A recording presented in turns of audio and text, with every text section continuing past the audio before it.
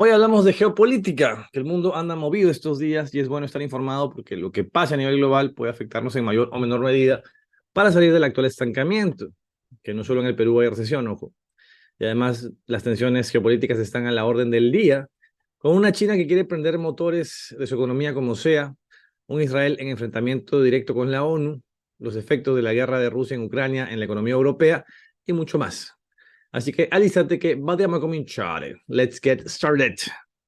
La información es clave en momentos de incertidumbre. Soy José Carlos Lumbreras, gerente de investigación y proyectos de la editora Peruto Publications, y te traigo el podcast Comido y Resumido, con un resumen diario de noticias sobre empresas y mercados. Todo eso que a los noticieros políticos o amarillistas no les interesa mostrarte, pero que a ti te pueden servir para hacer planes, tomar decisiones, mejorar tu empresa o pensar en nuevos negocios. Bienvenido un nuevo día a tu podcast Comido y Resumido. El secretario general de la ONU, Antonio Guterres, comentó en una reunión esta semana que los ataques perpetrados por Hamas en Israel no vinieron de la nada, sino tras 56 años de una ocupación asfixiante. Un comentario que fue rechazado por Israel, que ahora pide la renuncia de Guterres, y además, como represalia, ha cancelado los visados a representantes de la ONU. Es decir, que la ONU no va a poder entrar a Israel a pesar de estar en medio del conflicto. Israel se ha puesto en modo belicoso con la ONU, claro, porque tiene Estados Unidos, que es el dueño de la ONU, de su lado. La denegación de visados ya se puso en práctica hace un par de días a través del secretario general adjunto de Asuntos Humanitarios de la ONU, Martin Griffiths, que ya no va a poder entrar. Y la diplomacia israelí ha señalado que, abro comillas, ha llegado el momento de enseñarles una lección. Cierro comillas. Está brava la cosa. Ojo que no es que Guterres se haya puesto el polo de Hamas.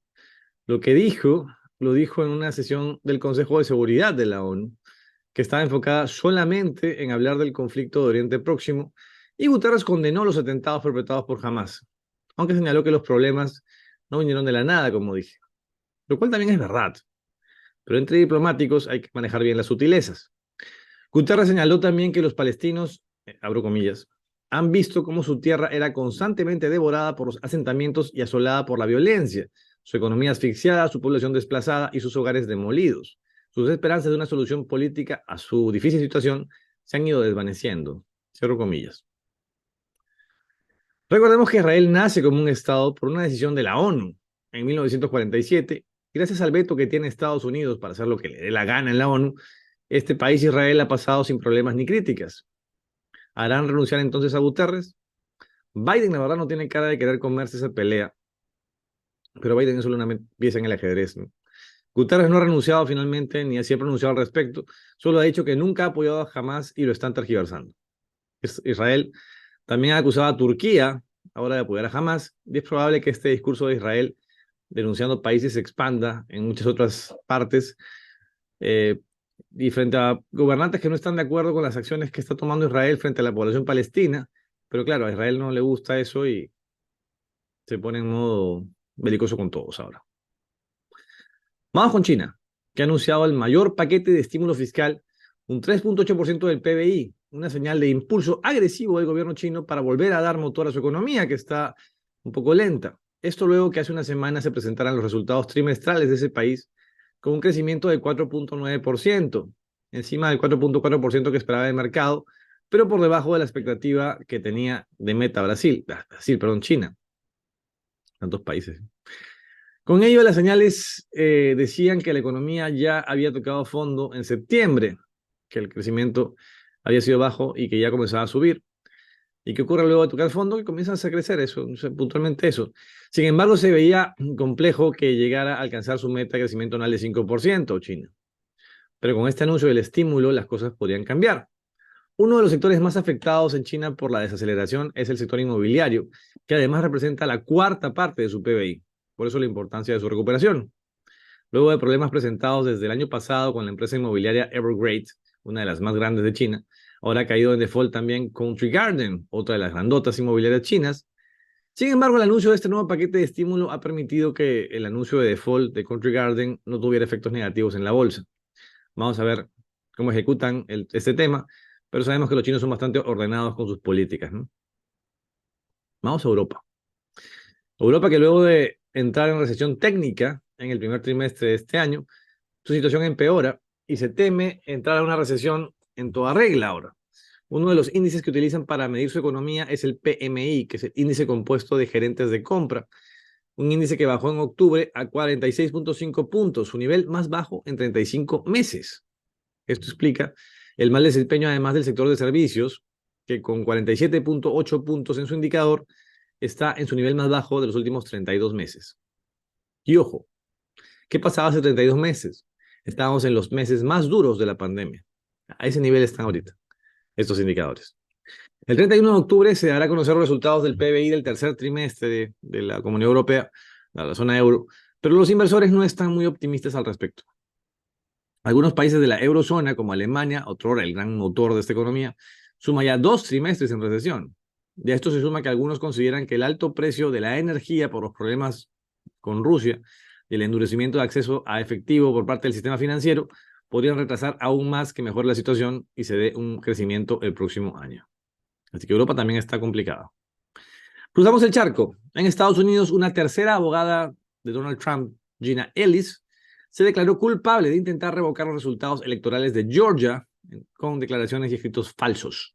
Ellis indicó a un tribunal de Atlanta que no hizo su debida diligencia a la hora de investigar las acusaciones sobre el fraude electoral famoso de Trump presentadas por otros abogados de Donald Trump. O sea que se creyó todo lo que le decían y no comprobó los alegatos y si eran reales. Ahora esta señora Ellis será sentenciada a 5 años de libertad condicional, el pago de $5,000 y 100 horas de trabajo comunitario. Y se le pedirá además que testifique en el juicio contra Donald Trump. Este juicio por querer alterar los resultados electorales contra Biden cuando la soliciten que vaya. También ha aceptado también escribir una carta de disculpa a los ciudadanos de Georgia. Por cierto, Keiko, acá seguimos esperando tus disculpas, los peruanos, por ese tema de tus berrinches con el fraude, pero no, eso no va a pasar. De momento van 4 de 19 acusados por este tema de la alteración de resultados en Estados Unidos que han aceptado declarar contra Trump. Trump está acusado de 13 cargos, entre ellos la violación de la ley de Georgia, contra el crimen organizado, conspirar para suplantar a un funcionario, presionar para que un funcionario traicione el juramento de su cargo y conspirar para registrar documentos falsos. Está empapelado de denuncias Donald Trump. A ver si con esto se va bajando la simpleza de estar acusando de fraude cada plebiscito, cada votación que se pierde. Acepten un poco que pueden perder y hagan su mea culpa, políticos. ¿Qué problema de si ganan o pierden? Es en el 99% de los casos culpa de sus estrategias de campaña. Bueno, entre otras noticias gringas, ayer fue elegido Mike Johnson como presidente de la Cámara de Representantes o Cámara Baja. El Senado es la Cámara Alta. Johnson es un republicano cristiano evangélico y ultraconservador. Vaya mix. Intentó anular los resultados también de las elecciones del 2020, imagínense, que dieron por reserva a Joe Biden. Para hacer un símil, sería como que López Aliaga fuera presidente del Congreso, ¿no? No es lo mismo, ya sé, pero para hacernos una idea. En su primer discurso, Johnson ha dicho que su primera prioridad será aprobar ayuda a Israel. También ha hablado de frenar la inmigración mexicana y contener la deuda pública. Sabemos que Estados Unidos actualmente es una especie de país en guerra fría con China. Sabemos ahora que China ha aprobado un paquete de estímulo fiscal, como dijimos, para acelerar el crecimiento. Estados Unidos, mientras tanto, elige a un ultraconservador evangélico para dirigir su futuro, o parte de él. ¿Quién creen que tiene más posibilidades de ganar o crecer en esta competencia? ¿China o Estados Unidos? Y mientras tanto, en Argentina comienza la cacería de votos para la segunda vuelta y Milei ahora quiere que la gente a la que insultó con locura en primera vuelta ahora vote por él. Ha dicho que le gustaría sumar en su posible gobierno a la ex candidata de derecha Patricia Bullrich como ministra. Bullrich quedó en tercer lugar. Y Milei básicamente le decía hace unas semanas Montonera tirabombas, ya que el pasado de Bullrich estaba ligado a la guerrilla peronista de Montoneros. Pero eso no es lo más sorprendente, ¿no? Porque al fin y al cabo, Bullrich es de derecha. Es más, a las horas de indicar esto, Patricia Bullrich salió a decir que apoyaría a Milei en su pelea contra el kirchnerismo y que ya ambos candidatos se han perdonado mutuamente. Lo más sorprendente no fue eso. Lo más sorprendente es que Milei también dice ahora que a la izquierda le ofrecería un eventual ministerio de capital humano que reemplazaría a los de educación, salud, trabajo y desarrollo social, porque las personas de izquierda son las que más saben sobre capital humano. Eso dice Milei. Sí, Milei. El mismo que decía, con los zurdos de mierda no hay que negociar nada de nada. Bueno, lo decía con cara de loco, ¿no? Porque es medio psicópata, pero bueno. ¿Qué le pasó a Milei? ¿Cómo es posible este suceso? No se sabe. Lo cierto es que Milei se ha mostrado siempre confrontacional con lo que llama la casta, que son los políticos tradicionales, básicamente, pero quizás no ha medido que casta hay en izquierdas, pero también en derechas, y querer patear para todos lados, al final lo que termina haciendo es jugándote en contra, en política. Por el momento no hay claridad de quién va a ser el ganador de las elecciones argentinas, eso sí, no se sabe. Una congresista de Perú Libre ha presentado un proyecto que nos va a salvar a todos de todos los males que tenemos actualmente, que es el proyecto de ley que declara de necesidad pública e interés nacional la promoción, comercialización y reconocimiento de los tallarines de caza de la región Apurímac. Mi ley señala que va a acabar con la casta política. Irónicamente, esto suena muy parecido a lo que decía el español de izquierdas, Pablo Iglesias, líder de Podemos, que es como la antítesis de Milei, ¿no? Y es que Milei y Iglesias podrían ser acusados básicamente de populismo para capitalizar.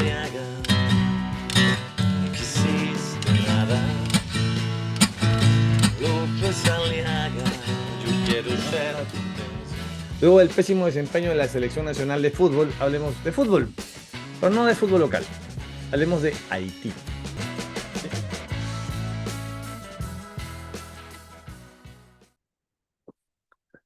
Vamos con noticias de empresas. La web americasystemas.com.pe publicó un informe interesante sobre la caída de la empresa MDP Consulting, una empresa de consultoría en TI que en la última edición del ranking de las Top 10.000 estaba ubicada en el puesto 3.397 de las empresas más grandes del país y tenía 750 empleados. Era una empresa grande. A inicios de octubre, la junta de accionistas de esta empresa decide su disolución y liquidación luego de 20 años de operar en el mercado. Básicamente, ¿por qué? Por un mal manejo de la gerencia. ¿Qué pasó? El informe señalado dice que su CEO, Percy Alfredo Enciso Fuentes Rivera, Percy Enciso, básicamente, con el afán de hacer crecer a la empresa, comenzó a comprar empresas pequeñitas en el mismo sector, con carteras de clientes y prestigio, pagando el 30% de las compras en efectivo y el resto con mensualidades. Pero terminó utilizando a estas empresas para endeudarlas, utilizando sus activos como garantía y que sirviera esto como una caja chica a MDP. Tras pagar algunas cuotas, dejaba de pagar y terminó por ello con cuentas embargadas y el patrimonio del propio Enciso en riesgo. Esta empresa MDP, empresa considerada líder en su sector, dejó de pagar a los empleados también luego que sus cuentas fueran embargadas por una orden del Poder Judicial. Una pena la caída de una empresa que pudo seguir creciendo en el mercado y dando empleo a más peruanos, pero terminó en la ruina por un exceso de ambición desmedido y mal manejada de un gerente que de momento se encuentra no habido. La empresa, ojo, había ganado el 2019 el premio de creatividad empresarial, ese que da la UPC, y Enciso puntualmente ganó en el 2020 el premio LEC o Líderes Empresariales del Cambio que da EY, El Comercio y Asbank. No siempre los premios son lo que parecen. Ojo. Algunos son pagados, además. En turismo, el Ministerio de Cultura anuncia que antes de que termine el mes de octubre incluirá en su portafolio de ventas de entradas online a Machu Picchu, con una oferta de 4.044 entradas diarias. Un pedido que venía desde hace tiempo de los gremios como la Asociación Peruana de Hoteles, Restaurantes y Afines y la Asociación de Operadores de Turismo Receptivo e Interno. ¿Cómo harán con la reventa, me pregunto, y con las falsificaciones? A ver si aprenden de los errores de los privados. Ojalá que no pase eso. La web la web donde se va a ofrecer esto es tuboleto.cultura.pe, administrada por Joinas, y que incluye también otros atractivos como Cuela, el Museo de Pachacamac y el Museo de Arte Italiano. También esperan incorporar a las líneas de Nazca. A nivel global, la automotriz francesa Renault, anunció una inversión de 3.200 millones de dólares para crear 8 nuevos modelos de auto hasta el año 2027, con el objetivo de que los vehículos eléctricos e híbridos representen un tercio de sus ventas fuera de Europa. Esto es parte de un plan de relanzamiento mundial de la marca y una estrategia que aparece luego de perder el mercado ruso tras la invasión en Ucrania, que aunque Rusia fuera su segundo mayor mercado, por ello también el interés ahora de tener un crecimiento global bastante fuerte. Brasil ahora es su segundo mayor mercado, luego de Francia, y por ello presentaron en Brasil el primero de sus nuevos modelos, un SUV llamado Kardian, que será lanzado al mercado el próximo año en América Latina y en Marruecos. Yo no hablo de farándula en el podcast, pero hoy voy a hacer una pequeñita excepción para cerrar el episodio, y es que el cantante Alejandro Sanz es buscado por las cortes de Miami por no pagar unas deudas de 3 millones a distintos bancos en la Florida, dinero que usó para comprar 2 mansiones. El cantautor y la empresa Alcazul, que usó Sanz para recibir los préstamos que han sido declarados no pagos, Ambos están declarados en rebeldía por no pago. Sanz está en plena gira, por lo que no lo puede notificar, como señala la ley, aunque no se descarta que se confisque parte de su patrimonio. Sanz ha sido invitado a los Latin Grammys a mediados de noviembre y se cree que los tribunales aprovecharían ese momento para hacerle llegar la notificación en los Latin Grammys. Amiga mía, no es lo mismo ser famoso que ser rico, y lo más probable es que los tribunales logren cruzarse con él, con Sanz, aunque los esquive con la fuerza del corazón y el alma al aire.